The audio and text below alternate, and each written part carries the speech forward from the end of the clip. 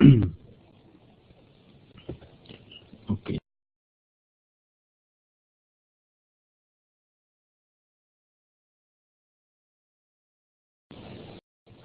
Bueno, muy buenas tardes, bueno, ya muy buenas noches, una cordial bienvenida para todos y para todas. En nombre de la Escuela Virtual del Programa de las Naciones Unidas para el Desarrollo, de Virtualia, de Colciencias, les damos nuevamente la bienvenida a esta charla semanal, a estos espacios que hemos tenido durante estas casi ya 10 semanas de nuestro diplomado en apropiación social de la ciencia, la tecnología y la innovación para el desarrollo humano. Hoy nos encontramos nuevamente todos reunidos, estamos las personas de los dos diplomados, tanto los gestores en museos como los líderes comunitarios, todos juntos aquí como una gran comunidad, como la familia de Virtualia que estamos consolidando para seguir en el análisis, en la discusión, en el intercambio y bueno, y en la palabra que nos ha caracterizado durante todo este proceso, que es el diálogo, ¿no? El diálogo de saberes. Y en ese ánimo del diálogo de saberes, entonces hoy, pues bueno, tendremos la oportunidad de seguir profundizando en las miradas del desarrollo humano. Como ustedes saben, uno de los énfasis y uno de los agregados de este diplomado es precisamente el paradigma del desarrollo humano. Y pues bueno, entonces, y cómo este paradigma y cómo el desarrollo humano y el enfoque de las capacidades pues tienen una relación muy cercana con la apropiación, y en eso estamos.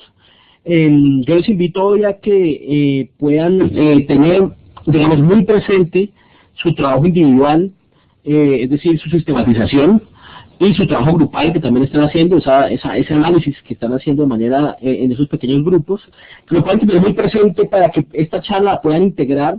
Recuerden que estamos a pocas semanas de terminar el diplomado, estamos ya en la recta final, por lo tanto estamos dando también esa forma final a la sistematización, estamos dando ese cierre a la sistematización individual.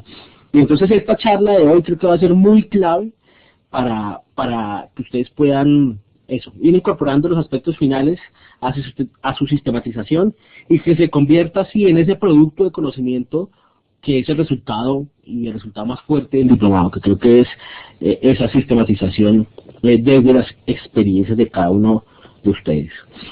Hoy tenemos un invitado muy especial, es el doctor Ángel Hernández, él es experto en desarrollo humano. Él nos estará hablando pues, de estos temas, la mecánica, un poco la que hemos planteado en los últimos encuentros. El doctor Ángel nos va a presentar desde su vivencia, desde su experiencia, la temática, esto en unos 20 o 30 minutos, y después pasaremos a las preguntas, a los comentarios, a las dudas relacionadas pues con la temática y demás. Entonces, esa será la mecánica. Después ustedes podrán intercambiar ideas y demás, y como les digo, pensando también entonces en su sistematización.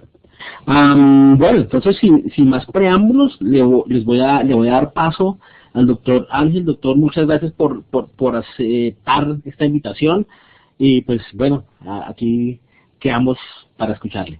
Muchas gracias. Muy buenas tardes, ¿nos oyen? Sí, Cecilia, perfectamente. Bueno, dejo con ustedes al doctor Ángel Hernández.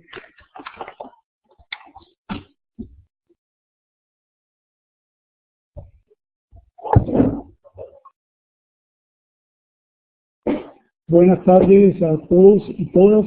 ¿Me escuchan? Sí, doctor, perfectamente. Bien, bueno, quisiera en principio agradecerle a los coordinadores de este esfuerzo por la invitación que me han hecho y por la oportunidad que me dan de establecer nexos con personas de nuestro continente preocupadas por estas materias que tienen que ver con el progreso social y económico de nuestros países, ¿no? Quiero también darle las gracias por el regalo de los 10 minutos, porque había preparado unas pastillas que no sé si eran digeribles en el tiempo, pero ahora me siento un poco más aliviado para desarrollar el tema. De la lectura rápida de en qué consiste el diplomado, quisiera decirle que se trata de un tema bastante poco explorado en la literatura. Estuve revisando los diferentes journals de Human Development y en verdad es muy poco lo que hay en tanto cómo puede contribuir la ciencia, la tecnología y la innovación con el desarrollo humano, y cómo siempre ocurre en este tema de el enfoque de las capacidades también a la inversa.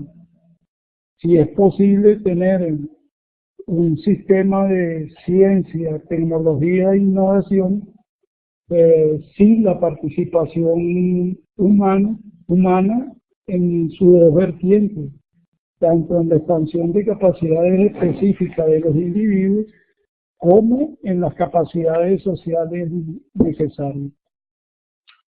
La charla la voy a dividir en dos aspectos, en el cual le voy a dar mayor prominencia a algunos temas conceptuales que me solicitó la doctora Cecilia Vicentini que tratar, obviamente desde la óptica que me preocupa, y al final les comentaré cómo veo yo esa relación entre la creación de un sistema científico, tecnológico y de innovación y el tema de la apropiación en términos de uso, empleo y actitud cultural.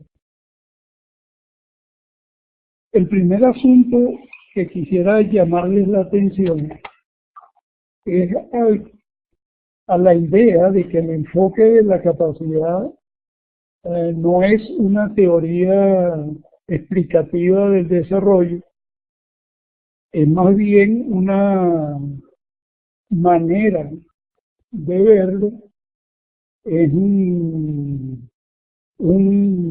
precisamente un enfoque, y como enfoque tiene la característica de ser bastante flexible y que tiene que ver y centra su atención en lo que ocurre a los seres humanos y lo que ocurre con la acción ética. Una de las consecuencias de esta manera de ver las cosas es que yo les llamaría la atención a apreciar la pluralidad existente en casi todos los temas pertinentes al tema al enfoque de la capacidad. Algunos ejemplos. Uno de los principales argumentos de Zen con respecto a otros enfoques de la ética social y política es la concentración que tienen estos en diversas variables, por lo general únicas, que no le dan atención a la diversidad humana. Es obvio, pero no aparece tan explícito, y esta será una de las facetas de mi charla, que cuando hablamos de desarrollo humano, la atención se pone en el desarrollo y hay poca discusión del significado que tiene el ser humano como tal. En el desarrollo que seguiré para llegar hasta las libertades sustantivas, recurriré a algunos aspectos biológicos y psicológicos que están incluidos en la primera categoría de la diversidad humana expuesta por Zen, y reorganizada por Alquire y otros autores. Esa diversidad biológica y psicológica se refiere a la raza, la edad, el sexo, nuestros talentos, nuestra personalidad, carácter, etcétera. Estos son factores que vamos a tratar de descubrir cómo son necesarios de tener en cuenta para cuando nos traslademos a la atención de otras formas de diversidad humana, como son las referentes al clima social, las que tienen que ver con el clima ambiental, las que tienen que ver con la distribución de responsabilidades al hogar, etc. Cuando nosotros hacemos conciencia de esa diversidad humana, podemos comenzar a entender las motivaciones centrales que están subyacentes en la propuesta del enfoque de la capacidad. Una de estas primeras motivaciones tiene que ver con preocupaciones por la forma en que se evalúa y por tanto en que se consigue el desarrollo.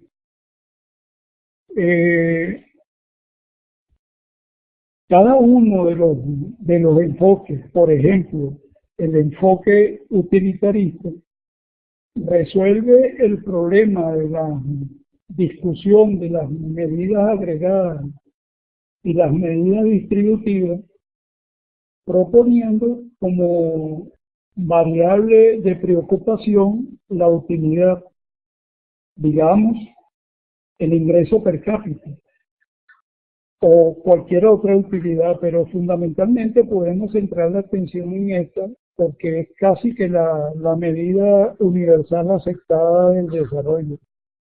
En este caso se presta poca atención a las medidas distributivas. En el caso del enfoque libertario o liberal de Rawls, se plantea la necesidad de atender en caso de distribución fundamentalmente a aquellos que están en mayores desventajas sin tener que ocuparnos con mucho cuidado acerca de quién puede resultar perjudicado en los privilegios de libertad que tiene. En este sentido, Rawls se aleja de los extremos del liberalismo que proponen que por qué ocuparnos de ningún tema de compensación de libertades, que lo que hay que resguardar es la oferta y oportunidades y no interferir con los procesos que conducen a su logro. En el caso del enfoque de la capacidad, el enfoque se interesa tanto por la materia de distribución como por la materia de la cantidad o la eficiencia del desarrollo. Es decir, por el número y calidad de libertades o capacidades que puedan la gente disfrutar como consecuencia de los arreglos sociales. Ya este tema de los arreglos sociales lo trataremos un poco más adelante. Bueno, el tema de escoger una variable que nos sirva como principio normativo para el desarrollo se resuelve en el enfoque de la capacidad con la propuesta de las libertades individuales sustantivas. Me gustaría también que tomaran nota de de esta característica porque en mi experiencia, debido precisamente a la diversidad de libertades, muchas veces queda como por definir a qué libertad nos estamos refiriendo cuando hablamos, por ejemplo, de evaluar el bienestar en términos de las libertades, y en ese caso diríamos de las libertades individuales sustantivas de que dispone la persona, o bien los arreglos sociales en la medida en que juzguemos cómo procuran ellos que las personas posean el mayor número o satisfacción de acuerdo a lo que valoran y tienen razones para valorar. El segundo aspecto, que es central en todo el tema de la motivación, es la confianza que coloca el enfoque en las personas como promotores de su propio destino. Esto es la capacidad que tienen para configurar y buscar aquellas cosas que valoran en la vida, tienen razones para valorar y que no necesariamente están relacionadas con su bienestar. Me estoy refiriendo a la agencia. De tal manera que en esta entrada y resumiendo, podemos decir que tenemos dos asuntos de interés. Es la libertad individual sustantiva como contribuyente al bienestar y por tanto a ser la medida normativa del desarrollo humano en tanto la provisión y facilitación de ellas por los arreglos sociales, y el término de agencia humana tanto en el plano individual como en el colectivo. ¿Cómo entenderíamos entonces el tema de las libertades sustantivas? Yo voy a transitar un camino que es el camino que ha sido propuesto en sus numerosos trabajos por Martha Nussbaum, y que ayudan mucho a la comprensión del significado real de la libertad individual sustantiva. Antes déjenme decirle que podemos resumir también las dos ideas anteriores diciendo que las libertades individuales sustantivas tienen que ver directamente con la evaluación, mientras que cuando hablamos de agencia estamos hablando cómo esto se expresan en la eficiencia del proceso de desarrollo a través de la intervención humana en la búsqueda de eso que valora y tiene razones para valorar.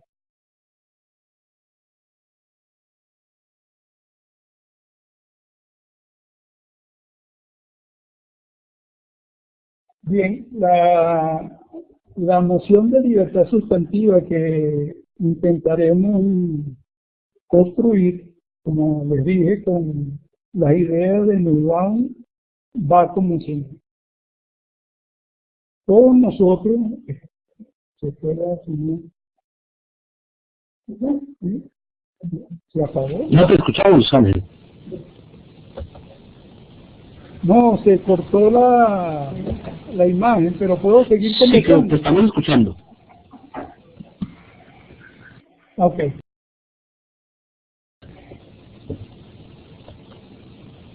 Un momentito, ¿eh?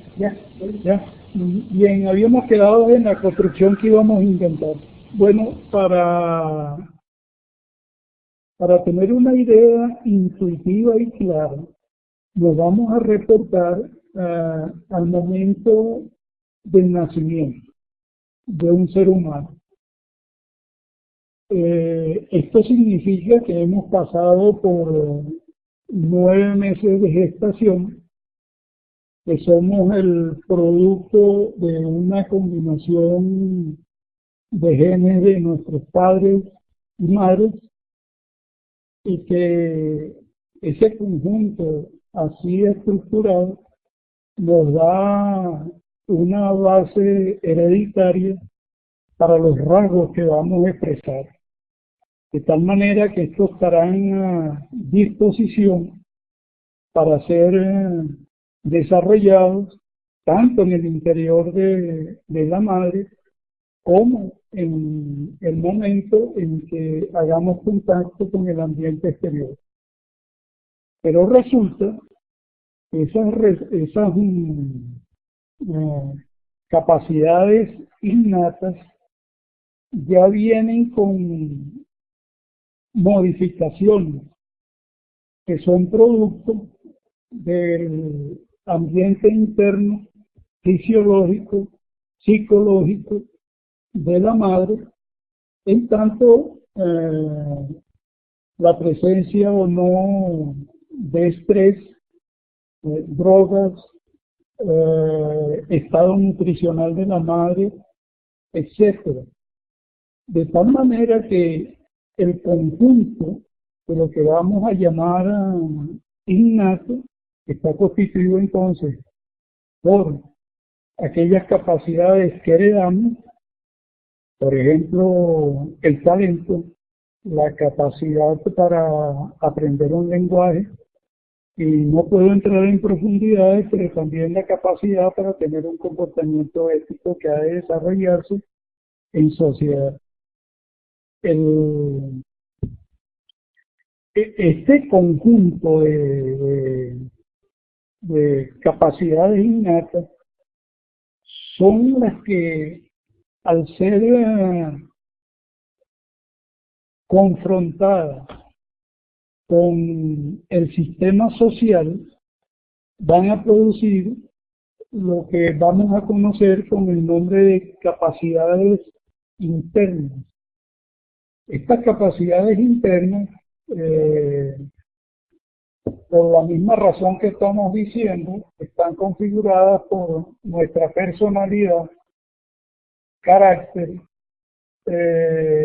capacidades intelectuales, emociones, estado físico, así como por el conocimiento que adquirimos, las destrezas que tenemos para percibir el mundo, para procesarlo, y también tiene que ver con el movimiento. Estas capacidades podemos caracterizarlas como estados de las personas, y ya que ustedes están en contacto con el tema del desarrollo humano, pueden hacerlo extensivo a los funcionamientos valorados o no que poseemos a consecuencia de este proceso de entrenamiento, conocimiento, educación, y adquisición de normas sociales. El punto es que la capacidad que llama Nussbaum combinada nos llama la atención el hecho de que no es solamente con estas habilidades que podemos tener ya desarrolladas como vamos a lograr el desarrollo pleno. Se trata de que esas capacidades tienen que conseguirse con las condiciones apropiadas en términos de la disponibilidad de oportunidades tanto políticas como sociales como económicas.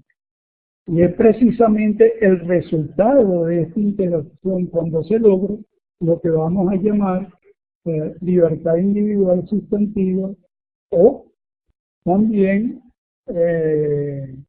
capacidad. De tal manera que en términos de componentes, se nos los presenta de esta manera. La libertad individual sustantiva va a tener un aspecto de libertad, que es la libertad que nos da la oportunidad debido a las habilidades que poseemos para lograr y buscar lo que valoramos y tenemos razones para valorar con relación a los procesos y las oportunidades que se puedan presentar. Y esta es otra distinción importante a la cual quisiera llamarles la atención. Es el tema de la diferencia que hay, no solo, por ejemplo, entre capacidades internas y capacidades combinadas, libertades sustantivas y capacidades, sino también a la diferencia que hay entre disponer, por ejemplo, de la capacidad y carecer del proceso adecuado para realizarlo. Un ejemplo claro, entendible por todos los latinoamericanos, es que nosotros podemos tener el derecho al voto y tenemos, digamos, las capacidades plenas para hacer un análisis dependiendo de la información de que disponemos, pero precisamente este proceso de elección se puede ver perturbado por la ausencia de procesos adecuados o por el abuso que se hace de las ventajas que da el poder. Entonces, por esto, en el caso de tener una elección libre y democrática, es necesario resguardar tanto la posibilidad del voto que tenemos como el proceso que conduce a él. Esto se aplica a muchas otras cosas. Uno que a mí me agrada mucho es el tema educativo, porque no basta con que las escuelas dispongan de todas las posibilidades educativas.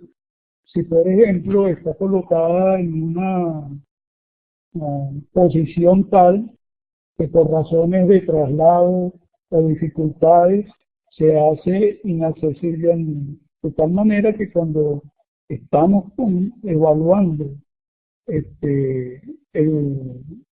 con el enfoque de la capacidad y el desarrollo humano, tenemos que tomar en cuenta tanto la libertad individual sustantiva como los procesos que conducen a su realización. Otro asunto que nos conviene precisar es que aun cuando nosotros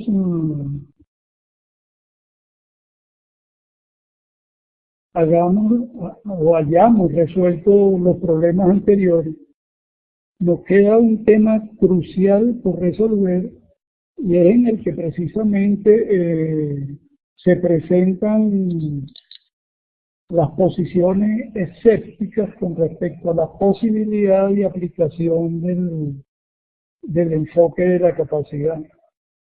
Y es lo que se refiere al carácter abierto y al carácter plural que está presente en casi todas las facetas de los elementos que constituyen la trama conceptual del enfoque de la capacidad.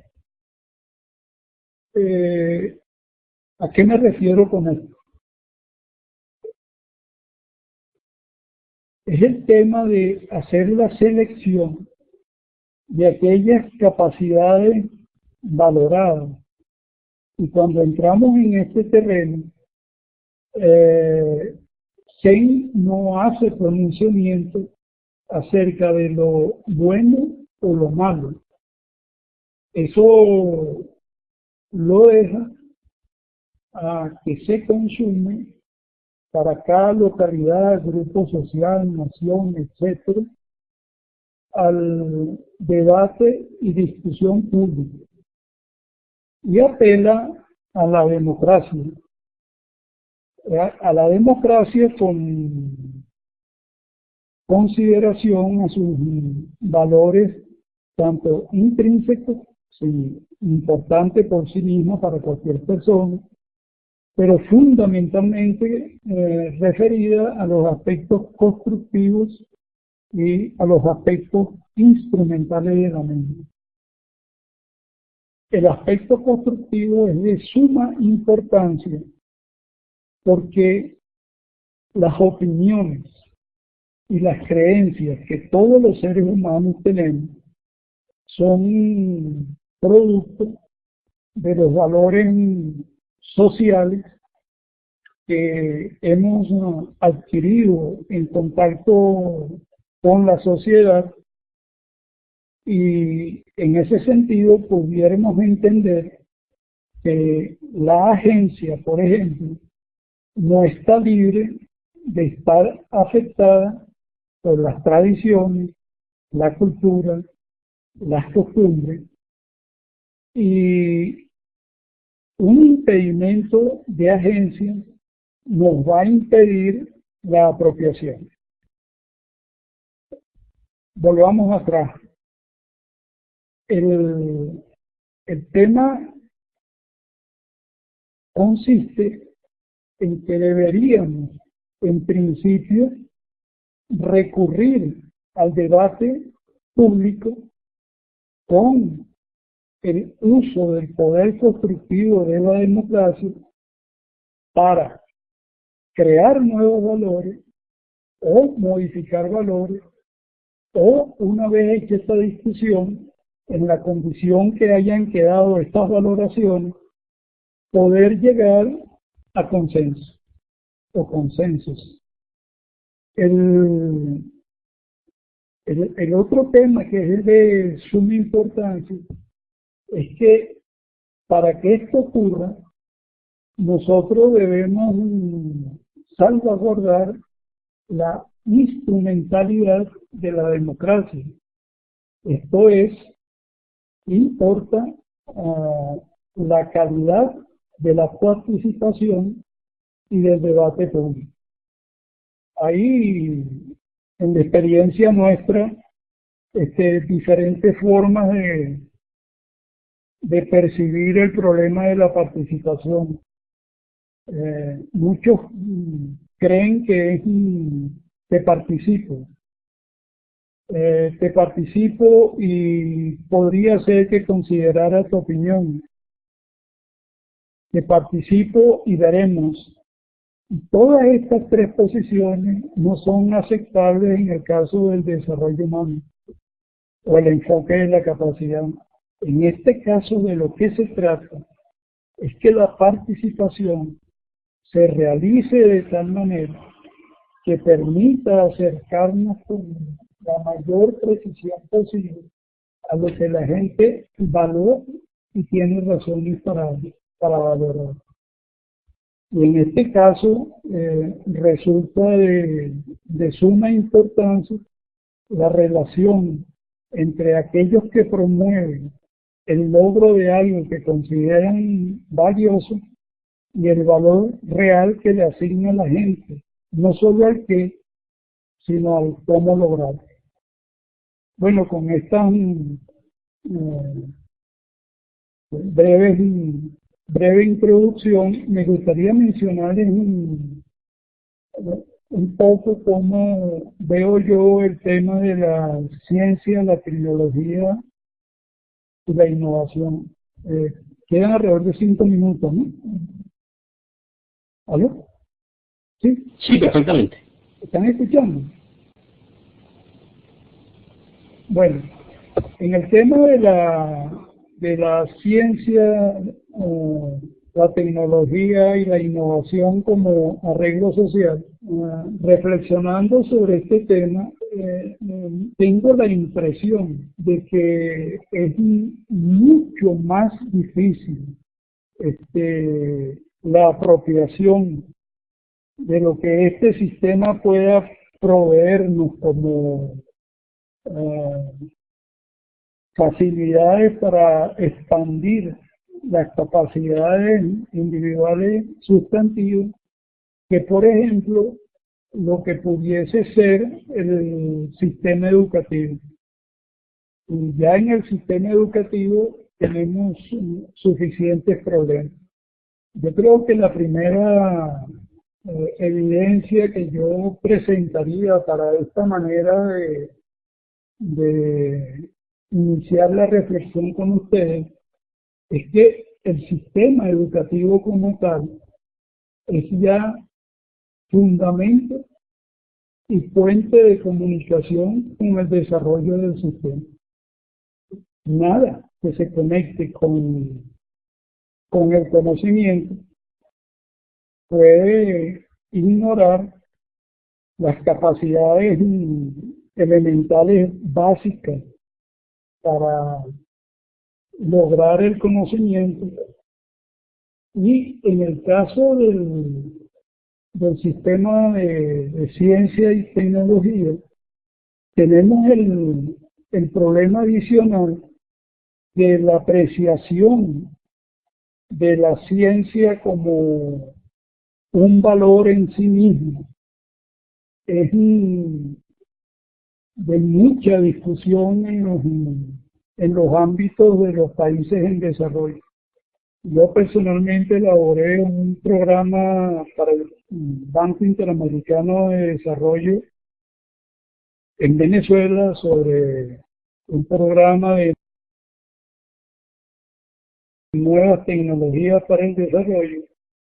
Y uno de los aspectos que tuvo mayor discusión y problema fue el de cuánta ciencia básica, cuánta ciencia orientada, cuánta ciencia aplicada, y la tendencia existente en nuestros países a ser usuarios del conocimiento y no productores del mismo. De tal manera que cualquiera que vaya a lidiar con el desarrollo de un sistema científico y tecnológico con reales posibilidades de contribución al desarrollo humano, diría que tiene que defender tanto este valor intrínseco que está en las ciencias básicas, que se hace por solo la bondad del conocimiento, pero que es el que facilita el desarrollo de destrezas y el fundamento para abordar otros aspectos de la misma. Uno de los asuntos que yo no me atrevería a defender, pero que sí es necesario no caer en la tentación, es que los desarrollos tecnológicos no necesariamente tienen que estar acompañados de un desarrollo teórico propio.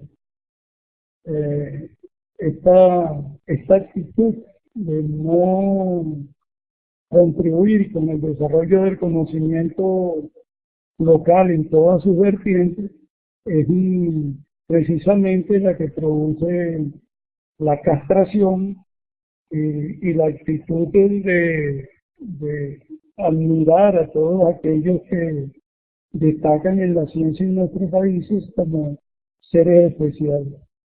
En caso que sean seres especiales, para tener un real sistema científico y tecnológico, necesitamos de muchos de ellos trabajando en cooperación, y eso es precisamente otra de las demandas del desarrollo humano, en que la participación juega un rol fundamental, de tal manera que el desarrollo de los mecanismos de participación, tanto de la sociedad como de aquellos directamente involucrados en el tema, como son los políticos, los empresarios, los industriales, los científicos, las organizaciones no gubernamentales, etcétera, tiene que ser uno de los pilares.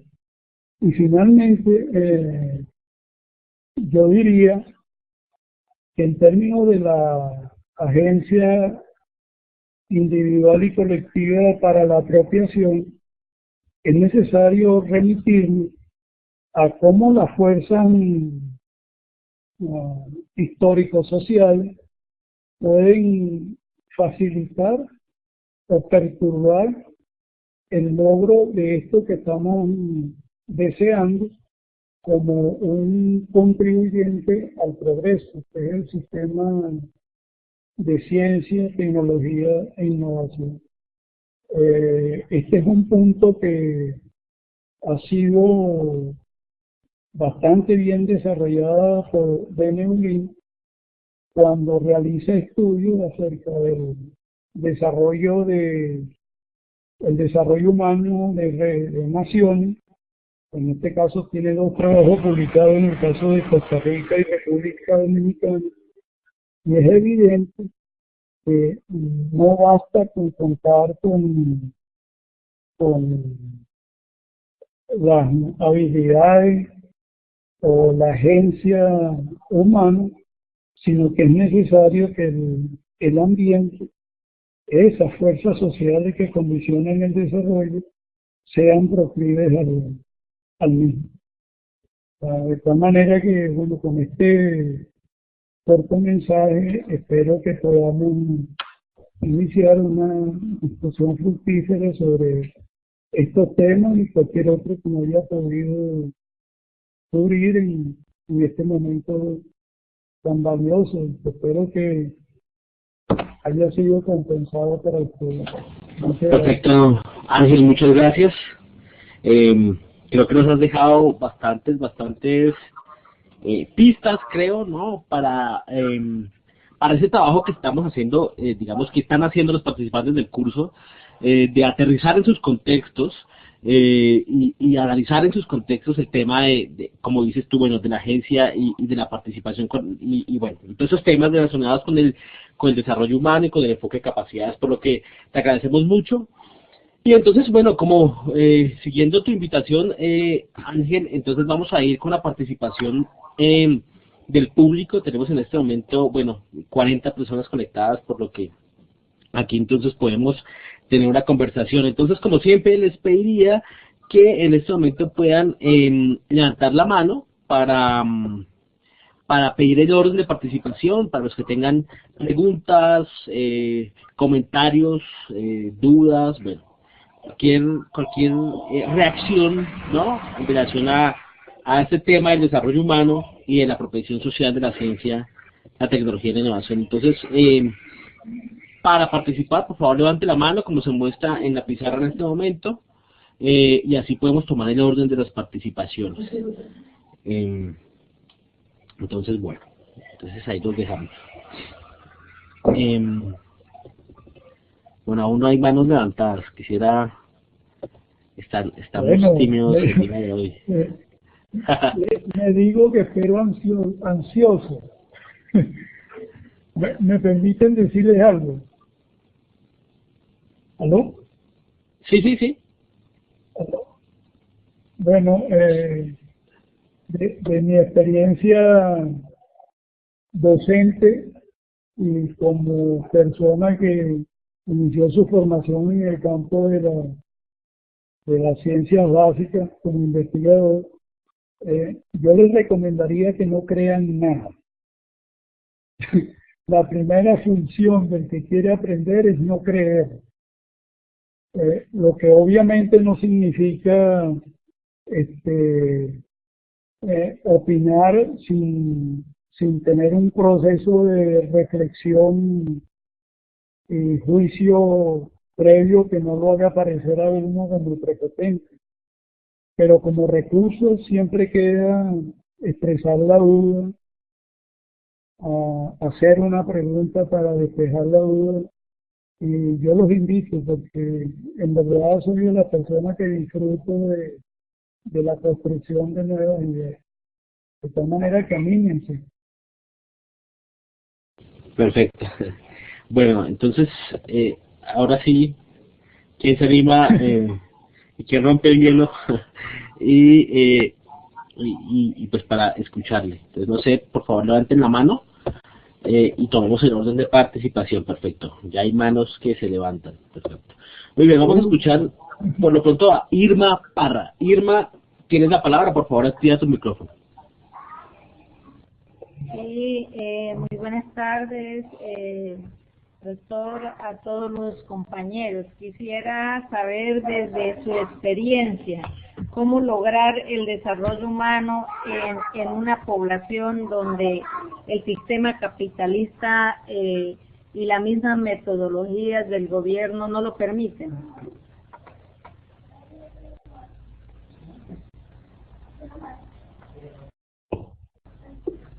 Irma.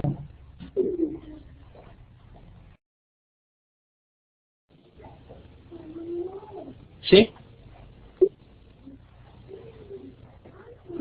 ¿Aló, me escuchó? Perfecto, Irma, muchas gracias. Sí, sí, te escuchabas perfectamente, gracias, perfecto. Ángel, ¿escuchaste la pregunta?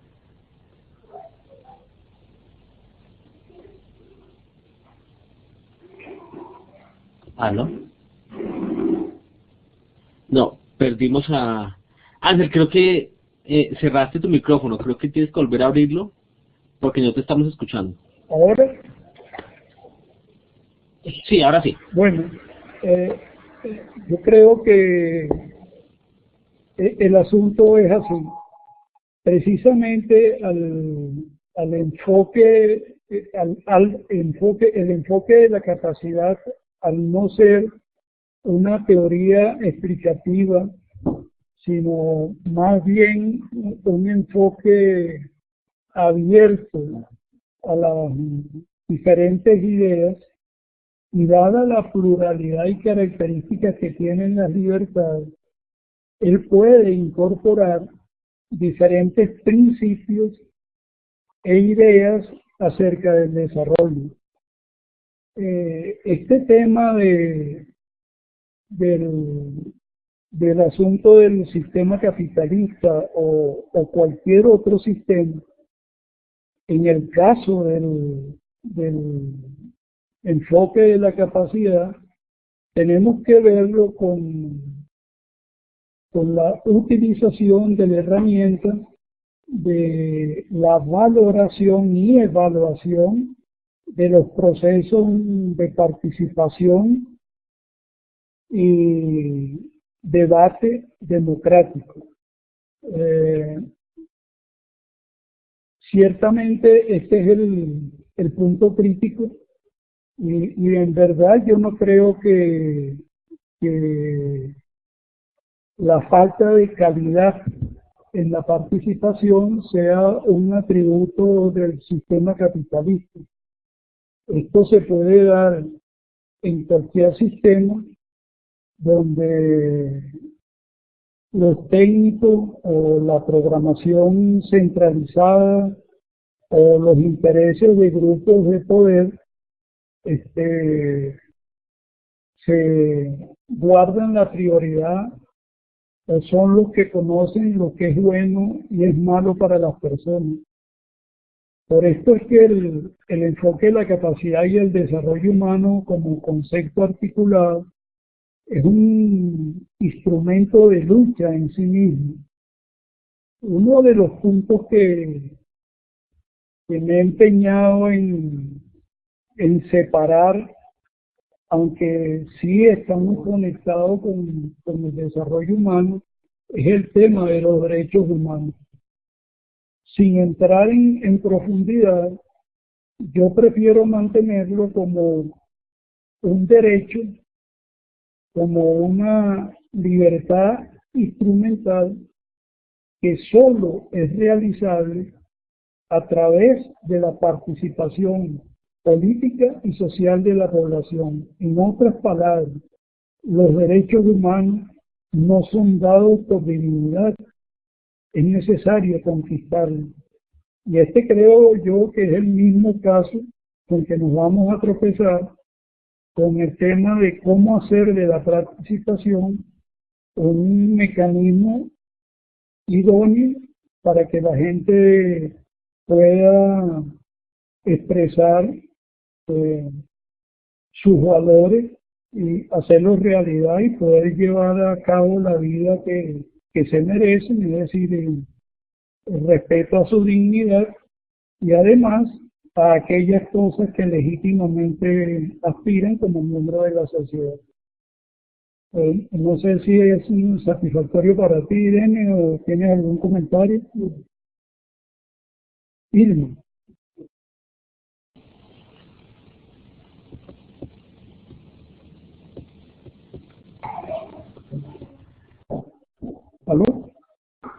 Si me escucha, sí, muchas gracias, doctor. Quedó claro el tema.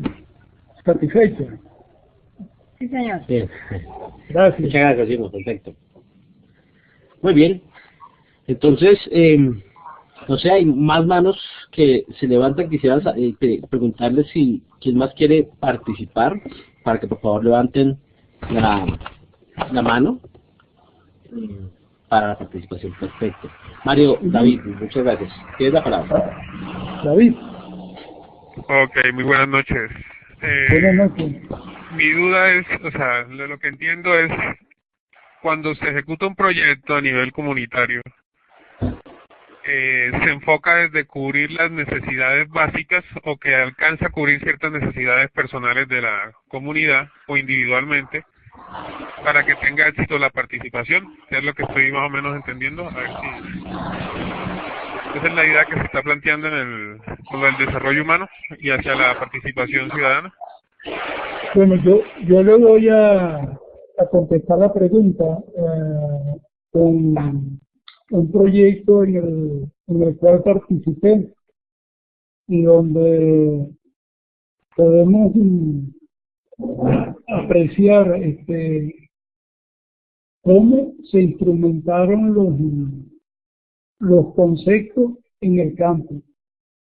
Lo primero que me gustaría señalarle es que en mi condición de asesor desde el punto de vista de la normativa y de los procesos que debían ser respetados para considerarlo como parte del desarrollo humano, yo no participaba de las actividades de campo, sí las observaba, y era parte del equipo que recibía la problemática que emanaba de la ejecución diaria del proyecto. Un aspecto que me gustaría resaltar es que para que un proyecto tenga menos dificultades en la ejecución desde el momento de su diseño, es decir, desde el momento en que se comienzan a diseñar los objetivos, debería incluir principios del desarrollo humano. Me explico. En el caso del proyecto en cuestión, se trató de un proyecto de electrificación solar en el delta del Orinoco de Venezuela, una comunidad habitada por indígenas de la comunidad Guarao, que nos presentaba además el problema adicional de la dificultad del lenguaje y la comprensión de culturas. Y esto se reveló durante tanto el proceso de diseño como en el proceso de ejecución. ¿Qué hicimos en el proceso de diseño? Bueno, tratamos de cumplir con una de las premisas escondidas a lo largo de todo el discurso del enfoque en la capacidad, ampliar la información tanto como fuera posible. Por ejemplo, conocer muy bien la legislación vigente, luego conocer el ambiente físico y humano existente a través de estudios de establecimiento de línea base e iniciar los procesos de consulta con la comunidad a la que nos obligaba tanto la legislación como nuestro propio interés.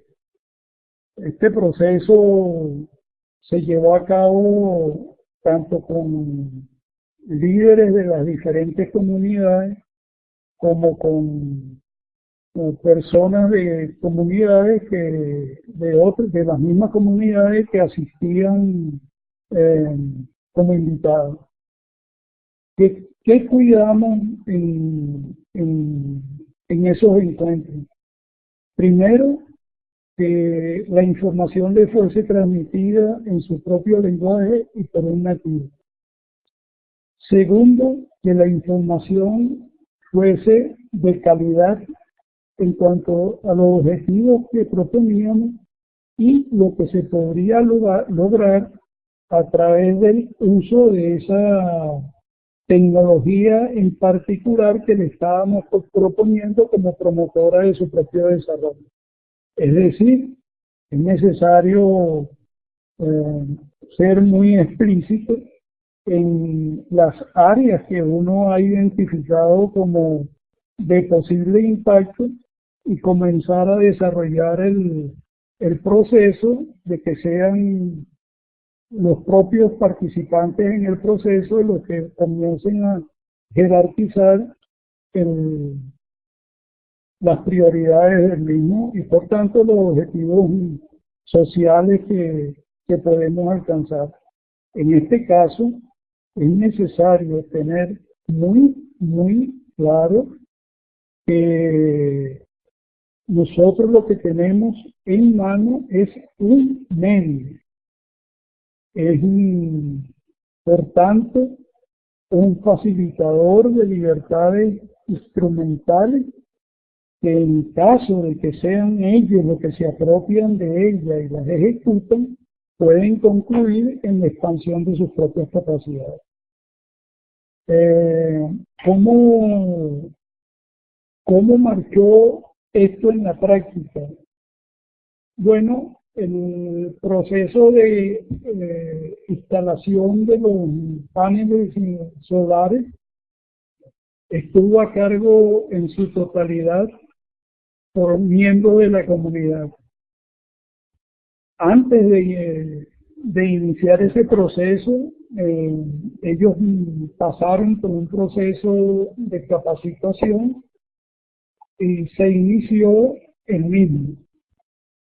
El otro tema que abordamos fue el de sostenibilidad del proyecto.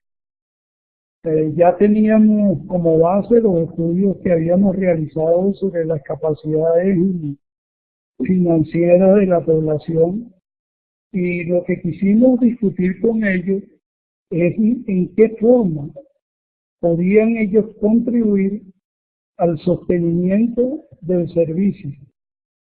Para esto teníamos que resolver dos problemas: el de la gobernabilidad del servicio en sí mismo y el problema administrativo para hacer el mantenimiento apropiado y mantener el equipo técnico que lo haría. En cuanto a la institucionalidad, las mismas personas que habían sido partícipes del proceso de instalación y que ya tenían un buen dominio técnico, se les propuso la constitución de alguna forma organizativa, llámese cooperativa, asociación civil, etc.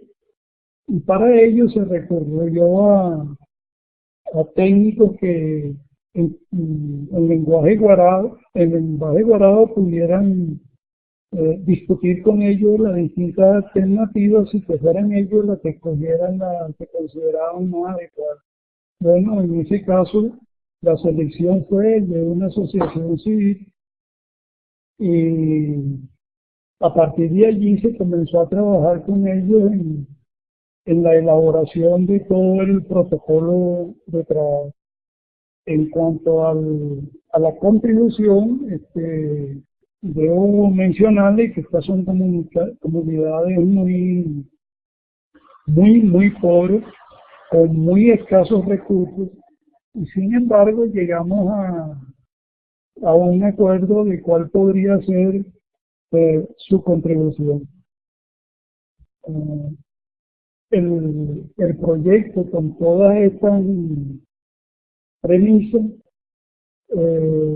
era necesario que elaboráramos también el soporte de las instituciones públicas que tienen lugar en el espacio del delta.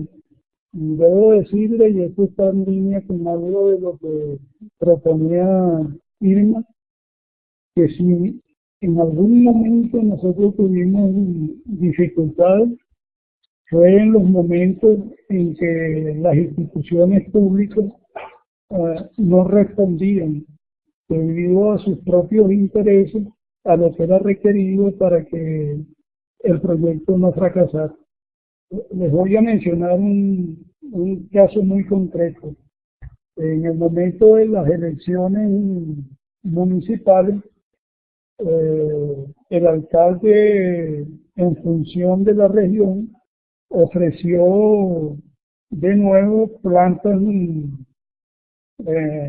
eléctricas manuales para proveerse de electricidad.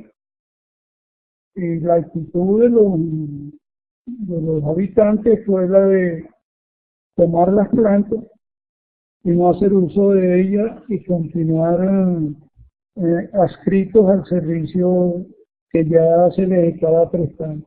Pero fue un momento de gran tensión porque colocaba a la empresa en tensión con el gobierno y por supuesto en riesgo el proyecto mismo con la óptica de desarrollo humano que le habíamos conferido. Este es un ejemplo de cómo el aprendizaje y la historia sociocultural de la comunidad puede ayudar a solventar estos problemas cuando el camino que han seguido junto a los proponentes ha sido promotor de su propia agencia.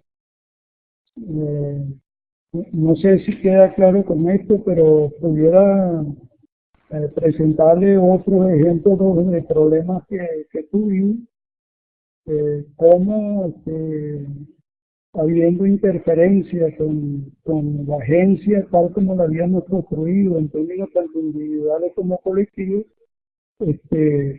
lo superó. Y no sé si esto deja claro a David lo que en verdad quiero decir con la participación.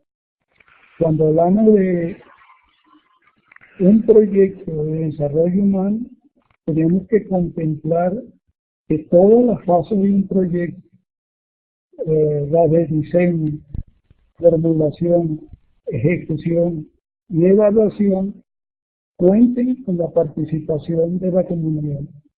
En nuestra experiencia, eso funciona.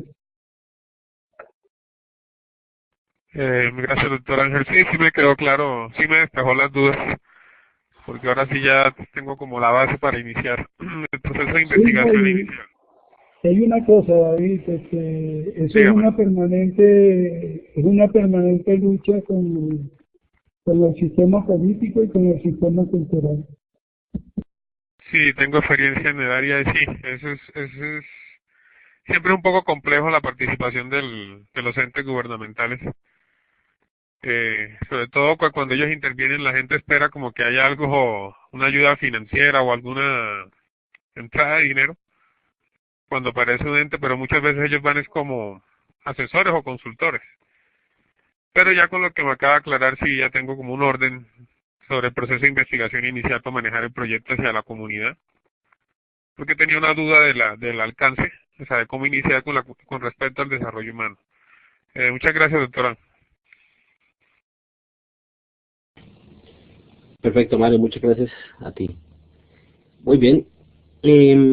Vamos con una mano que se levanta, creo que será la última. Estamos con Paola. Paola, tienes la palabra, por favor, activa tu micrófono. ¿Aló, me escuchan? Sí, perfectamente. Bueno, buenas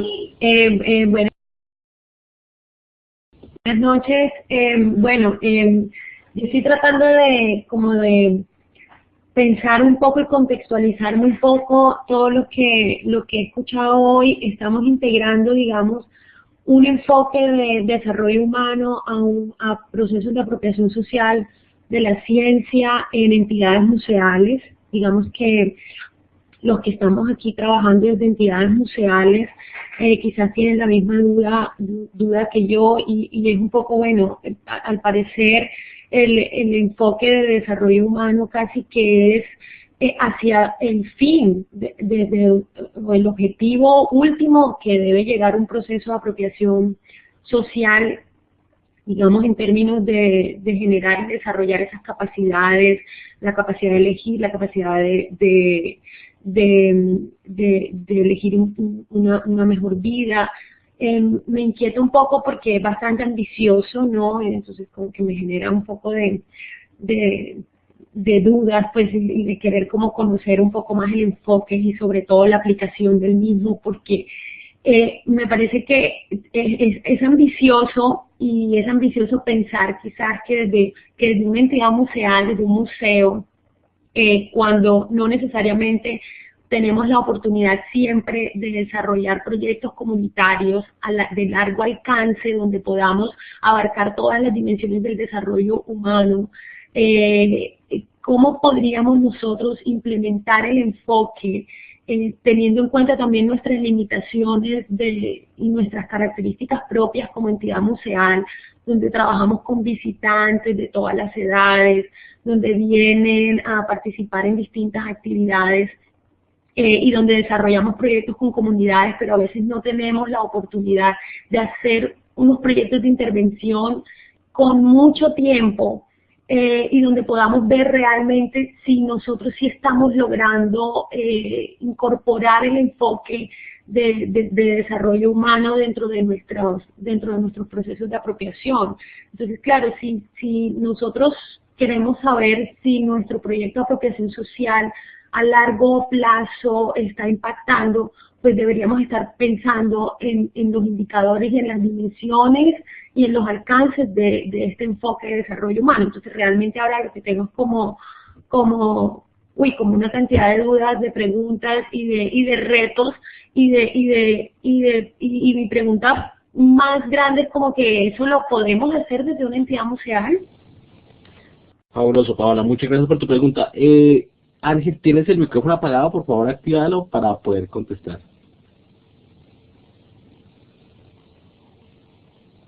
No te estamos escuchando. Dale clic ahí en donde dice hablar. ¿Ya? Ya. Sí. Bueno, yo no sé qué hacer, si atreverme a imaginar lo que yo entiendo por la actividad de un museo y poderte responder completamente, pero lo voy a hacer y si me equivoco me corrijo, ¿sí? Yo entiendo que una actividad de un museo podría reflejarse en una forma de historia de los grupos humanos que están involucrados en la producción de lo que el museo se ocupa. Por ejemplo, estando a cargo de la Facultad de Ciencias, se me ocurrió que la manera más práctica de que los estudiantes entendieran que esto es un proceso lento y que requiere profundización, era mostrándoles el avance de los equipos que se habían utilizado, abrirlos, mostrárselos, para que pudieran tener la vivencia. Imagínense ustedes, por ejemplo, los sistemas de computación de aquellos enormes equipos que tenían a lo que tenemos ahora, que podemos llevarlo en el bolsillo, y la imaginación no cabe, ¿no?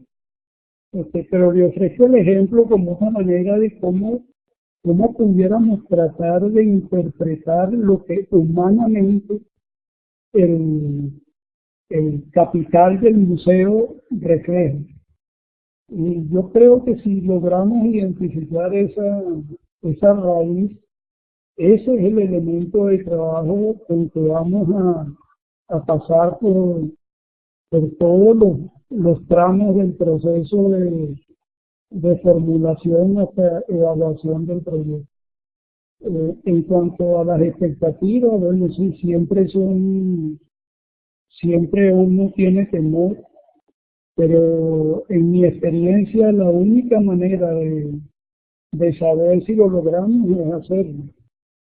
Y las sorpresas pueden ser gratificantes o pueden ser frustrantes.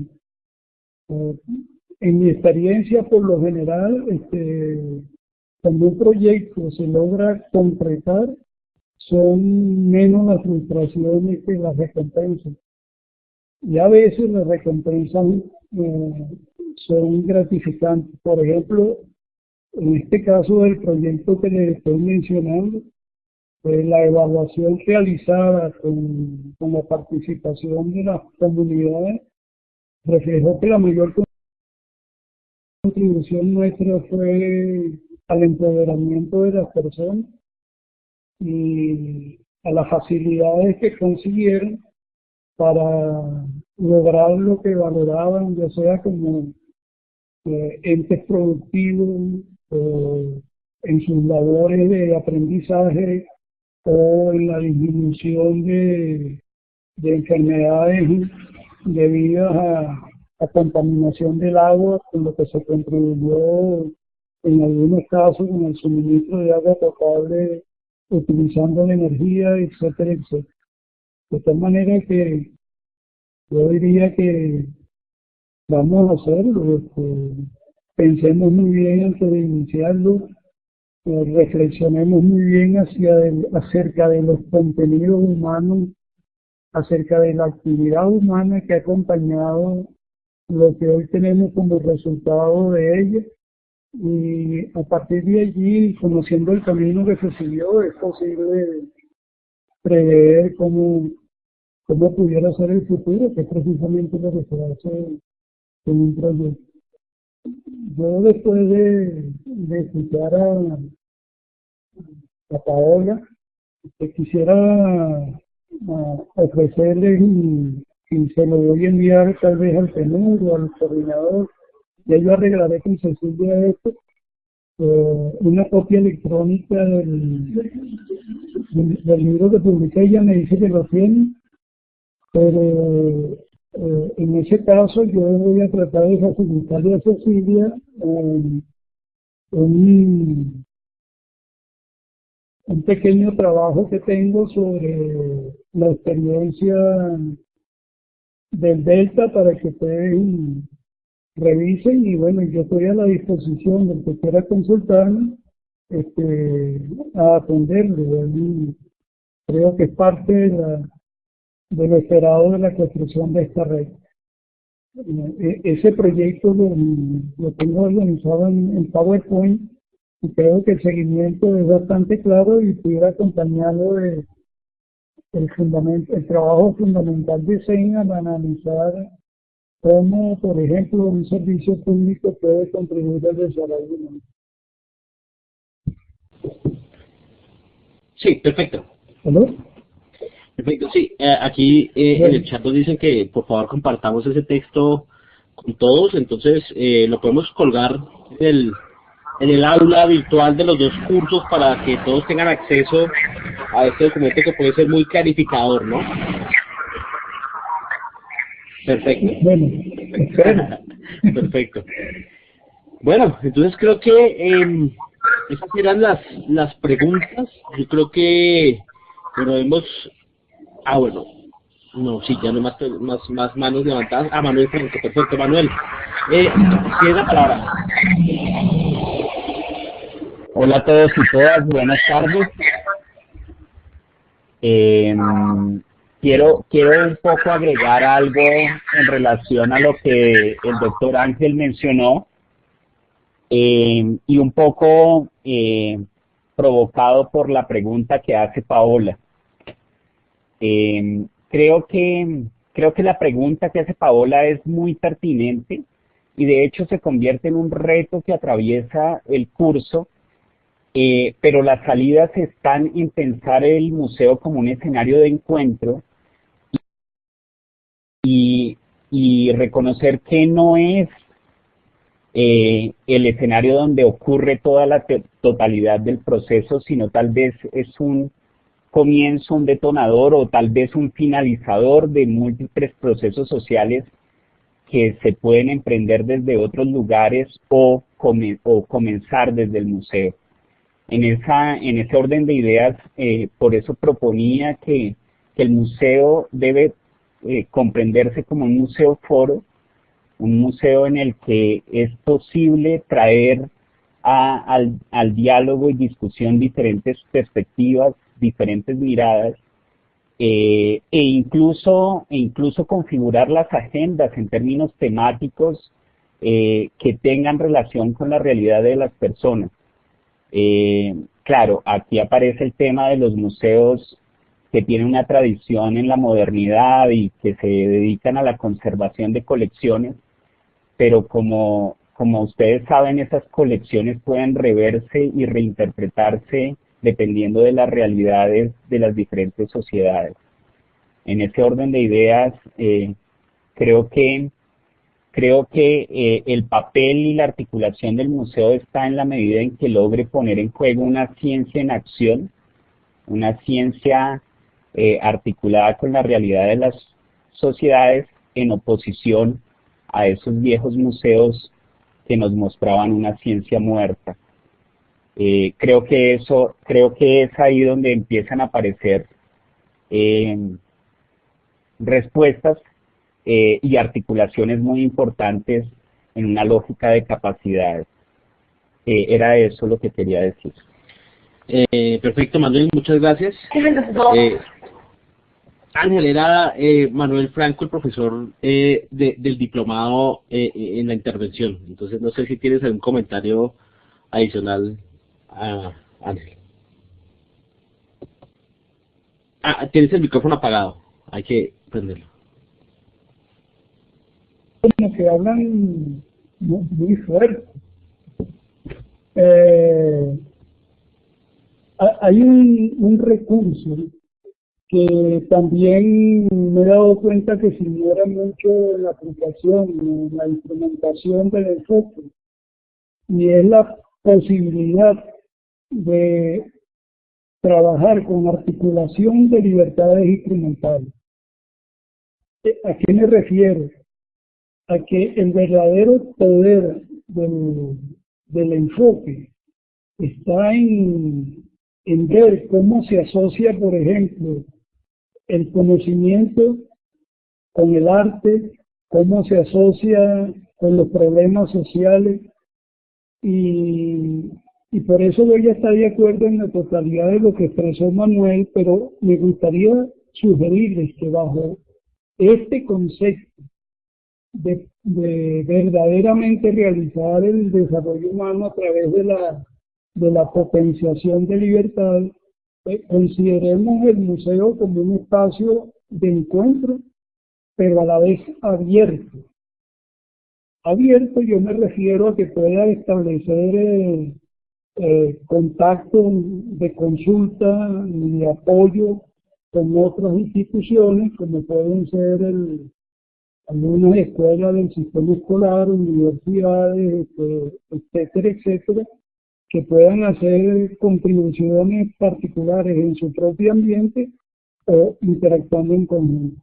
Esa sería una manera en que tendríamos uno de los preceptos del concepto contribuyendo con esa búsqueda, pero partiendo del principio que Manuel ha expresado tan claro y que yo comparto plenamente. Y creo que es desde allí, desde la interpretación del contenido que albergan estos museos dentro de la vida actual, como podemos interpretar lo que tenemos en mano y visualizar el futuro. Perfecto. Bueno, muy bien. Entonces, creo que hemos concluido muy bien este encuentro con estas últimas intervenciones. Eso nos dan muchas pistas, bueno, y muchas pistas para seguir en el trabajo del curso. Entonces, bueno, yo creo que con esto terminaríamos el encuentro. Darle las gracias muy especialmente a Ángel Hernández, quien nos acompañó hoy en la intervención. De verdad, muchas gracias. Ha sido muy interesante la charla y esperamos seguir en contacto en el futuro. De verdad, muchas gracias, Ángel. Bueno, muchas gracias y buenas noches. Bueno, muchas gracias. Y muy bien, a todos y todas también darles muchas gracias a Cecilia, Alberto, Manuel, los profesores del diplomado que están en este momento aquí también en la sala. Y a todos y todas por haber asistido a este encuentro. Recuerden que bueno, estamos ya en la mitad de la unidad 3, la próxima semana terminaríamos ya casi la unidad 3, entonces sigan pensando en su sistematización, en el trabajo grupal y bueno, seguimos en la tarea. Entonces, nos despedimos, entonces que tengan muy buena noche, que estén muy bien, muchas gracias.